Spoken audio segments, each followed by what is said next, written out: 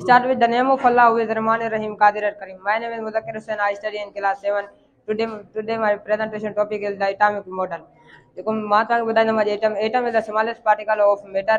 Atom is the smallest particle and matter जो atom या triparticle and electron, proton and neutron जो electron आव नहीं negatively charge आ जो proton आव नहीं positively and जो neutron आ no charge neutron जी काई भी charge ना है electron जो एटम आव नहीं अब parts आयन neutral part extra neutral part जो न्यूट्रल पार्ट आहे उनमें न्यूक्लियस हूंदो आहे जो न्यूक्लियस हूंदो आहे उहो पाण ठहियल आहे प्रोटॉन ऐं न्यूट्रॉन जो ऐं एक्स्ट्रा न्यूक्लियर पार्ट आहे जेको उनमें इलेक्ट्रॉन हूंदा आहिनि इलेक्ट्रॉन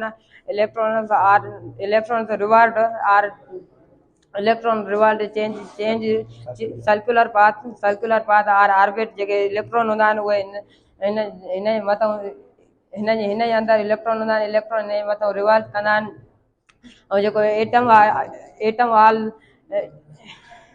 जो एटम आहे एटम जेको आहे उनजी काई बि चार्ज न हूंदी आहे छो त एटम जेको आहे इलेक्ट्रॉन ऐं प्रोटॉन आहिनि उन ॿियनि जी जेकी बि चार्ज आहे उहा हिक जेतिरी आहे उन लाइ एटम जी काई बि चार्ज न हूंदी आहे। Thank U.